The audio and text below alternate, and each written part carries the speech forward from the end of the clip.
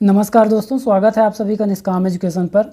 अभी हम प्रयोगशाला परिचारक की तैयारी कर रहे हैं, जिसमें हम रासायनिक अभिक्रिया से संबंधित एमसीक्यू करेंगे। तो चलिए शुरू करते हैं, देखते हैं यहाँ पास पहला क्वेश्चन क्या है। पहला क्वेश्चन दिया गया है, मोमबत्ती का जलना किस अभिक्रिया का उदाहरण है। ऑप्शन है भौतिक अभिक्रिया, रासायनिक, या फिर उपर्युक्त दोनों, या फिर इनमें से कोई नहीं। तो देखिए, मोमबत्ती का जलना, जब मोमबत्ती जलता है तो मोम जो है ठोस से, मोम क्या होता है, ठोस अवस्था से द्रव अवस्था में परिवर्तित होता है। तो यह जो घटना है, ठोस से द्रव में परिवर्तन, अर्थात पदार्थ की अवस्था में परिवर्तन क्या कहलाता है। यहाँ पास रासायनिक परिवर्तन नहीं हो रहा है, तो अवस्था में परिवर्तन क्या होता है, भौतिक परिवर्तन। लेकिन जब मोमबत्ती जलती है, ठीक है, जब मोमबत्ती जलती है, जलना होता है, जलने की क्रिया होती है, तो वहाँ पास जल कर क्या बनता है, CO2 बनता है। ठीक है, क्या बनता है, CO2 बनता है। तो ये जब CO2 बनता है तो ये क्या होता है, एक रासायनिक अभिक्रिया है। तो इसका मतलब यहाँ पास दोनों अभिक्रियाएं होती हैं। ऑप्शन सी यहाँ पास करेक्ट आंसर हो जाएगा। इसके बाद नेक्स्ट क्वेश्चन देखिए, नेक्स्ट है, निम्न में से कौन सा रासायनिक समीकरण संयोजन अभिक्रिया का उदाहरण नहीं है।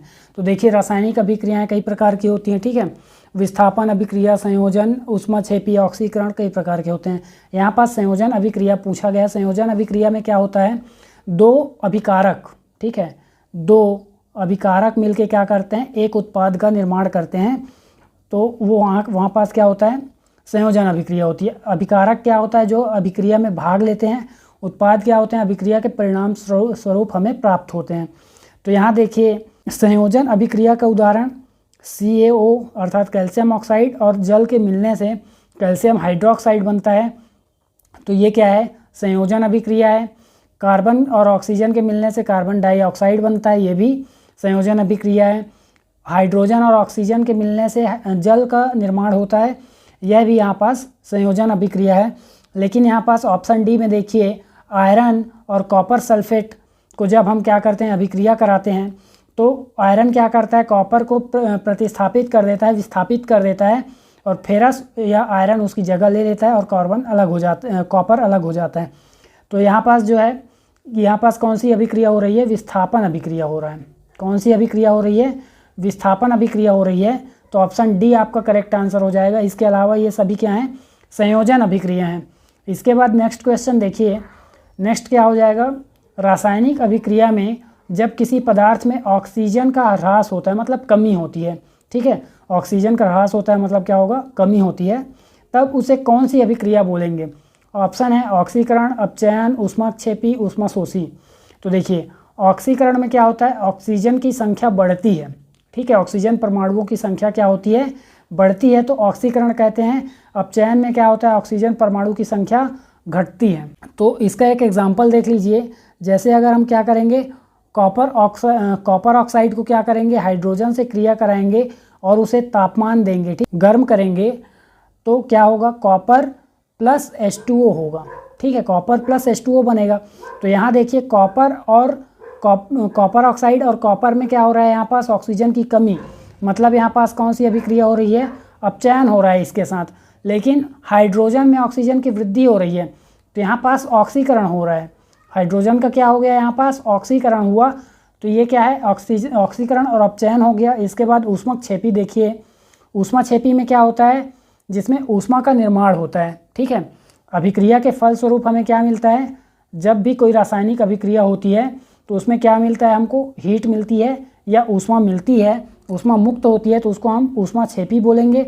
जबकि वह अगर ऊष्मा का अवशोषण कर ले और ऊष्मा का अवशोषण करने से अभिक्रिया हो तो उसको हम बोलेंगे ऊष्माशोषी, ठीक है। इसके बाद नेक्स्ट क्वेश्चन देखिए क्या है, नेक्स्ट है, निम्न में से कौन सी अभिक्रिया ऊष्माशोषी रासायनिक अभिक्रिया का उदाहरण है। ऊष्माशोषी रासायनिक अभिक्रिया हमने देखा जिसमें क्या हो, ऊष्मा का अवशोषण हो, ऊष्मा का क्या हो, अवशोषण हो, वह क्या होता है, ऊष्मा का जब अवशोषण होगा तो ऊष्माशोषी अभिक्रिया होगी। ऊष्मा का अवशोषण मतलब प्रकृति से ऊष्मा को ग्रहण करेगा, जो एनवायरनमेंट है इससे ऊष्मा को ग्रहण करेगा, तो वहाँ पास ऊष्माशोषी होगी। तो यहाँ पास देखिए ऑप्शन है आपका प्रकाश संश्लेषण। प्रकाश संश्लेषण में देखिए, प्रकृति से ऊष्मा ग्रहण किया जाता है। प्रकाश संश्लेषण की क्रिया में क्या करते हैं, पौधे सूर्य के प्रकाश से क्या करते हैं, ऊष्मा का ग्रहण करते हैं और उसके बाद फिर प्रकाश संश्लेषण की अभिक्रिया पूर्ण होती है। और प्रकाश संश्लेषण भी एक रासायनिक अभिक्रिया है, ठीक है। तो इसमें क्या होगा, देखिए प्रकाश संश्लेषण में क्या होगा, 6CO2 ये 2 है, 6CO2 plus 6H2O plus 6H2O, ये मिलकर क्या बनाएंगे यहाँ पास, जब इसको यहाँ पास सूर्य का प्रकाश मिलेगा, ठीक है, सूर्य का प्रकाश मिलेगा इन दोनों को, तो इसके फलस्वरूप क्या बनेगा यहाँ पास, C6H12O6 बनेगा और इसके बाद 6O2 मिलेगा हमको। इसका मतलब ग्लूकोज और ऑक्सीजन मिल रहे हैं। तो यहाँ पास देखिए, यहाँ पास क्या हुआ, सूर्य के प्रकाश का ऊष्मा हमें इसमें प्रयोग होते हुए दिख रहा है, ठीक है, सूर्य के प्रकाश की ऊष्मा इसमें प्रयोग हुई। इसका मतलब हमने प्रकृति से ऊष्मा का अवशोषण किया इस अभिक्रिया में, इसलिए ये क्या है, ऊष्मा शोषी अभिक्रिया है।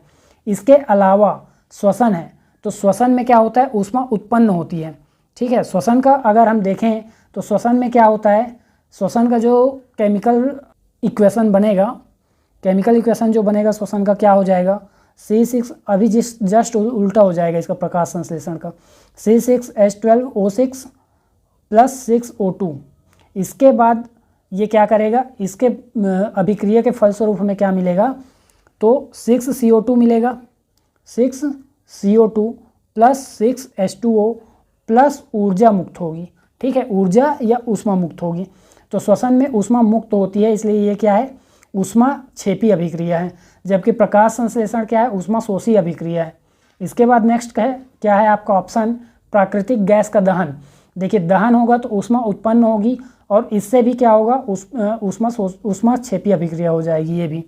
इसका भी अगर हम केमिकल इक्वेशन देखें तो क्या होगा, CH4 क्या होगा, आपके ऑक्सीजन के उपस्थिति में जलेगा, ठीक है, मीथेन गैस ऑक्सीजन की उपस्थिति में जलेगी, तो 2O2 ये मिलकर क्या बनेगा, CO2 प्लस H2O, 2H2O बनेगा और ऊर्जा मुक्त होगी इसमें भी।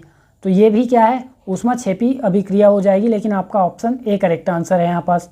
अगला क्वेश्चन है यहाँ पास, जल का वाष्प में परिवर्तन किस अभिक्रिया का उदाहरण है। ऑप्शन है प्राकृतिक, भौतिक, रासायनिक या फिर जैविक। तो अभी हमने देखा यहाँ पास जल या फिर कोई भी पदार्थ की अवस्था में जब परिवर्तन होता है, पदार्थ की अवस्था में जब परिवर्तन होगा तो वो क्या होगा, भौतिक अभिक्रिया होगी। ऑप्शन बी यहाँ पास करेक्ट आंसर हो जाएगा। इसके बाद नेक्स्ट क्वेश्चन में कथन कारण दिया गया है। कथन है आपका, एक शुष्क सेल आवेशित नहीं की जा सकती। फिर कारण दिया है, शुष्क सेल में उत्क्रमणीय अभिक्रिया होती है। तो देखिए यहाँ पास कथन बिल्कुल सही है कि शुष्क सेल को आवेशित नहीं किया जा सकता, लेकिन शुष्क सेल में उत्क्रमणीय अभिक्रिया नहीं होती है। मतलब शुष्क सेल एक ही दिशा में अभिक्रिया करता है, दोनों दिशा में नहीं करता।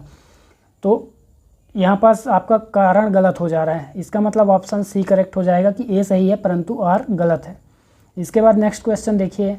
नेक्स्ट है, एक कार बैटरी में प्रयुक्त विद्युत अपघट्य होता है, कौन सा होता है? क्या हाइड्रोक्लोरिक होगा या सल्फ्यूरिक होगा या नाइट्रिक या फिर अशुद्ध जल होगा?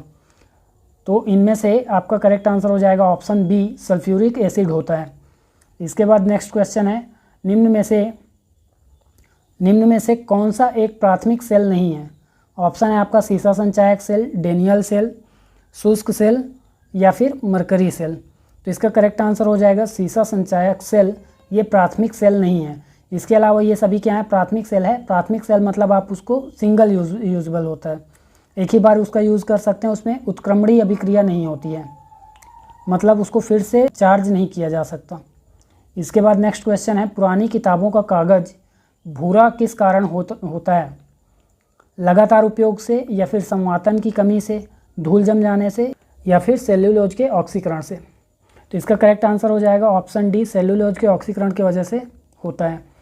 इसके बाद लास्ट क्वेश्चन है, रासायनिक समीकरण कैल्शियम कार्बोनेट ऊष्मा की उपस्थिति में क्या होगा? कैल्शियम ऑक्साइड और कार्बन डाइऑक्साइड में टूट जाता है, यह किस अभिक्रिया का उदाहरण है?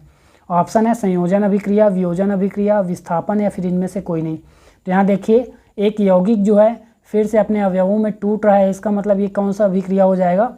वियोजन अभिक्रिया हो जाएगी। ऑप्शन बी करेक्ट हो जाएगा। तो यहाँ पास आपका जो टॉप 10 MCQ था रासायनिक अभिक्रिया से संबंधित, ये कंप्लीट होता है। और प्रयोगशाला परिचारक की तैयारी से संबंधित अन्य वीडियोज़ के लिए जुड़े रहिए चैनल से। वीडियो में अंत तक बने रहने के लिए धन्यवाद।